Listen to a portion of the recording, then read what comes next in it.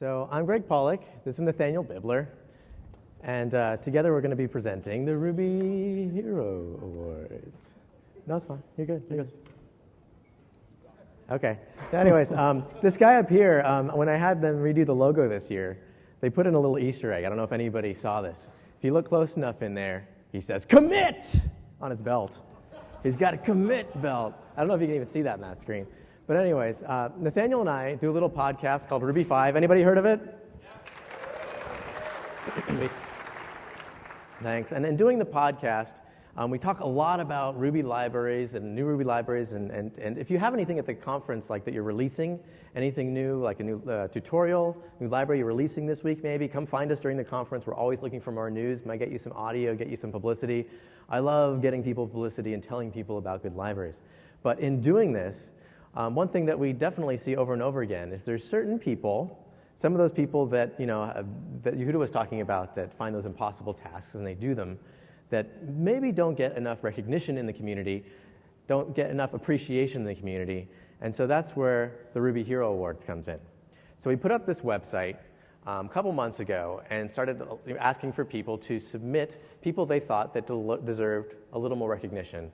We got a couple hundred people that submitted to this website, and basically to figure out who wins, it's not a popularity contest. We take all of the nominations, we go to the Ruby heroes from previous years, we got them all on a mailing list, showed them who people nominated, and based on that information, they narrowed it down to 6 people, 5 of which should be here tonight. So, before we get into it though, I have to thank O'Reilly. O'Reilly sponsored the awards. They do a lot for the Rails community putting on this conference. So let's use a small round of applause for O'Reilly and what they do here.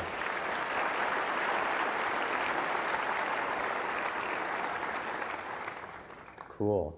So the first one, we're going to start out with one of them that isn't here today, but he was just mentioned previously in Yehuda's talk. You might know him from using the Inherited Resources gem.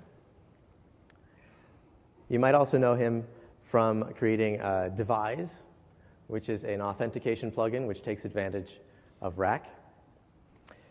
He also was part of the Google Summer of Code, where he did a lot of stuff. He like he said, like Yehuda said, he started out with generators, got to response with, and then he was added to the core team recently.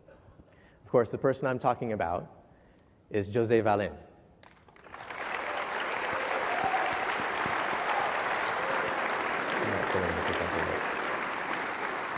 Do you want to join? What's that? You just want to join? Sure, if you want. Cool. Okay, so the rest of them should be here. So coming up next, the next guy that we have should be here. He's a popular blogger. One of his blog posts recently got picked up. Well, no, I don't want to say recently. Got moved over to GitHub. He does the GitHub Rebase series, talking about the newest, coolest stuff on GitHub. He also has a lot of open source libraries out there. And Yehuda mentioned this guy too. Basically looked at RubyForge and decided to create something better that's better for delivering gems and hosting gems. It started out as Gem Cutter, and now you all know it as rubygems.org. I'm of course talking about Nick Cloranto. So where is he? There he is. Shake his hand, you want to come over? We're in line here, right? Yeah. Sure. An award for you. Congratulations. Cool. I think we're going to line you guys up over here. So the next guy, again, many of you probably didn't hear about him until Yehuda just talked about him, another Yehuda one. He's one of the leaders of the Spanish Ruby users group, which helped organize Euroku 2009. He's one of the biggest contributors to Doc Rails, one of the biggest contributors to Rails guides, and he also created the Rails contributors website where you can see who made the most commits to Rails. And what's interesting about it is that he's number 6 and Yehuda is number 7. I'm of course talking about Xavier Noria.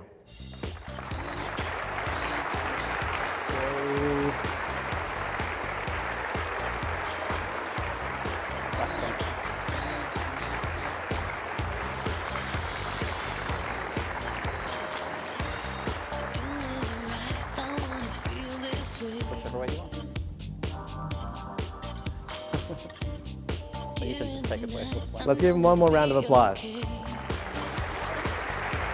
Congratulations, sir. Cool. Up next, we also have another really good blogger. You may remember he's got a very memorable blog title.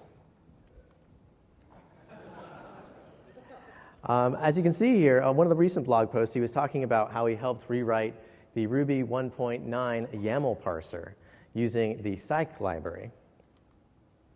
He's helped rewrite the SQLite driver, and he's one of those guys that, like Yehuda was saying, has just created tons of open source libraries. He's got over 62 public GitHub repos, most of which are his libraries.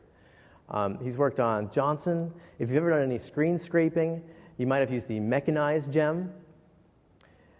And the one that he's most popular for, of course, is Nokogiri.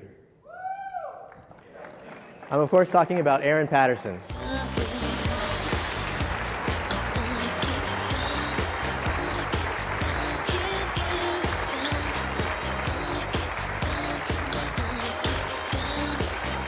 he's wearing his fun hat. Congratulations. Looks like you've got your fun hat on. Yeah. Congratulations. Thanks. Aaron's got his fun hat. That's what we learned. Cool. The next guy we're going to talk about was a core developer on the MERB team. He was also a core developer on the Mongrel team. And there's one project, though, that you all know him from. And in order to do some research for the Ruby Hero Awards, I started looking into the GitHub repo where he's making commits on a daily basis. And I started noticing something funny about his commits.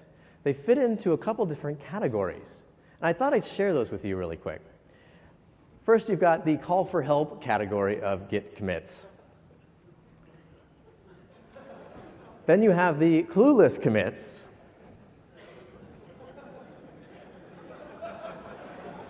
Then you have the stupid mistakes commits. We've all made them. We've all been there. And then, my favorite, you've got the self-deprecating commits.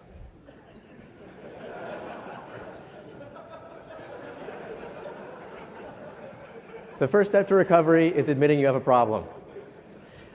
This library that I'm talking about, he works tirelessly on, is Ruby Version Manager. And the person I'm talking about is Wayne Seguin.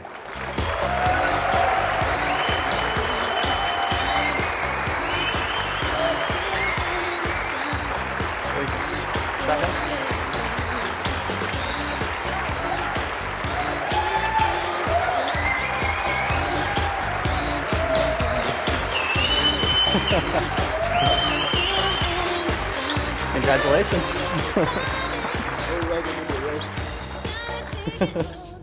I warned him I was going to make fun of his commits on stage, and he still showed up. Good stuff.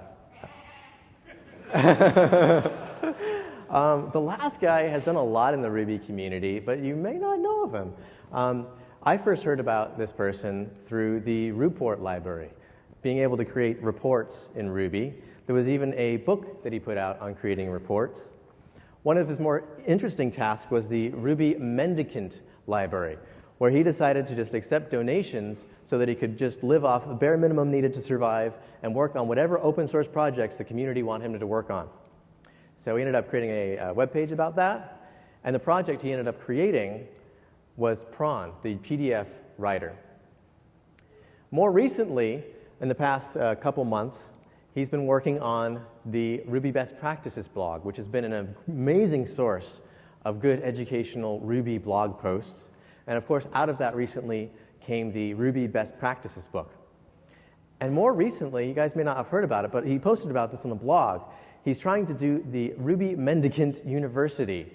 Great idea. Basically, he wants to create a free online school designed to help intermediate Ruby programmers sort of master their craft. And last time I checked, he was trying to raise $3,000, and he only needed about 800 left. And this is just to be able to afford to create the material to run the class for free. So lots of really good ideas. The person I'm talking about is Gregory Brown.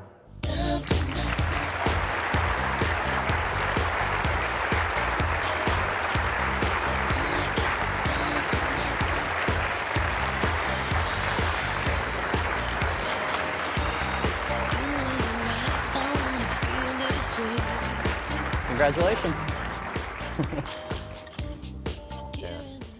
So one more round of applause. Those are your 2010 Ruby Heroes.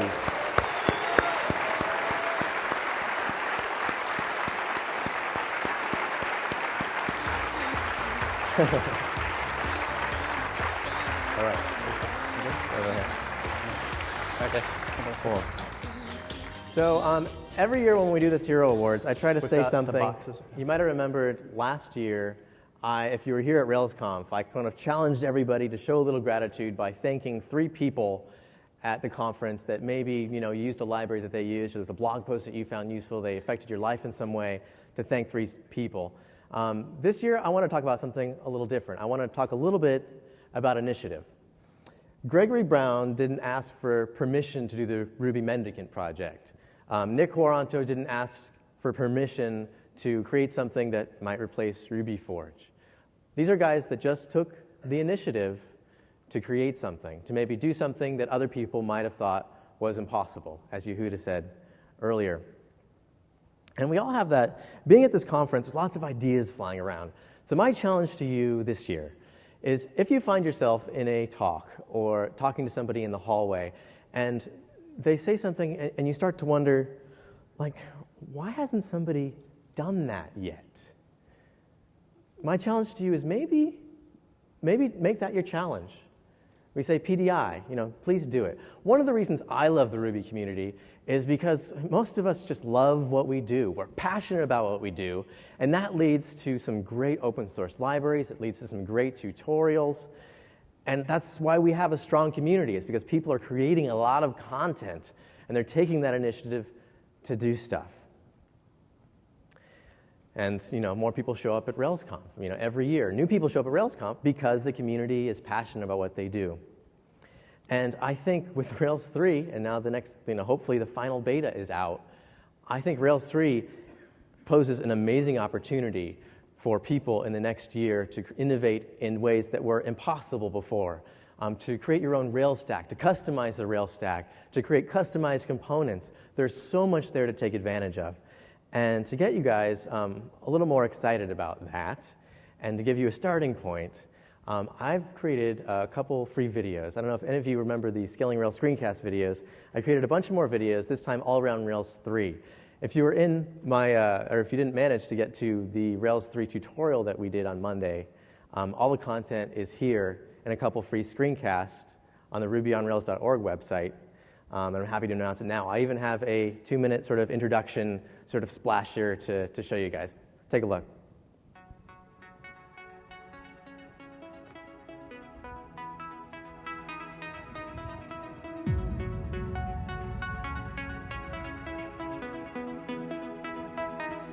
Over the past few years, web frameworks have evolved significantly. They've adopted techniques to improve the quality of the code, increase the speed of development, and create software that is ultimately more efficient and reliable. Ruby on Rails has broken new ground on each of these principles, and with Rails 3, it's going to push the envelope of web frameworks even further. By adopting HTML5 standards, Rails 3 encourages developers to write unobtrusive JavaScript and gives them the ability to work seamlessly with any JavaScript framework library. This means they can take advantage of thousands of open source JavaScript libraries, saving their clients time and money. Your application should never be limited by the type of storage you require. With Rails Reactive Model, it's never been easier to plug any data source into your Rails app. With the formation of Action Dispatch, you now have complete control over where your application's requests are routed. We're now fully rack compatible, which gives you the ability to integrate with mini applications, which can reduce maintenance and increase scalability. With the new Active Relation library, Rails 3 has a more powerful way to interact with your data, wherever it may be. Dependency management has always been a headache, no matter what language you're using. Rails 3 comes with Bundler, a Ruby library which finally makes dependency management a painless process. Sending emails are a key feature of any web application, and the Action Mailer library in Rails 3 has been completely refactored with improved internals and a more familiar syntax. And lastly, one of the biggest changes with Rails 3 is that the internals have been refactored to make them more modular and flexible. What this means is that it's never been easier to customize your Rails stack, either by including just the components that your application needs, leveraging libraries that change the behavior of Rails itself, or maybe even rewriting libraries from scratch so that Rails does exactly what your application needs. Ruby on Rails is a web framework which puts you in control of every aspect of development. So if you enjoy writing beautiful code which leverages the best of open source technology, then you might want to give Rails 3 a try.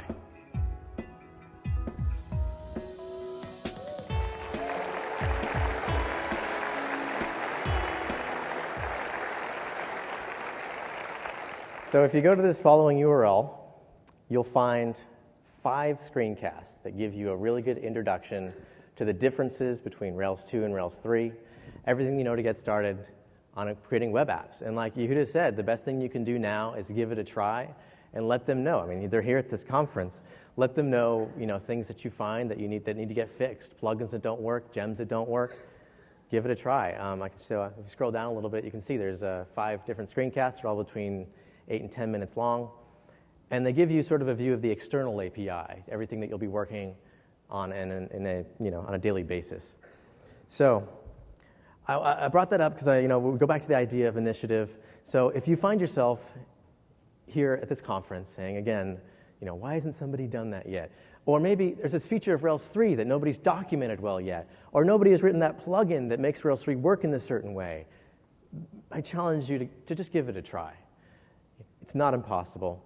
Maybe when you create it, you will help some other developer learn how to do it. Maybe you'll get a job opportunity. Maybe even next year, you'll get a Ruby Hero Award. Thank you.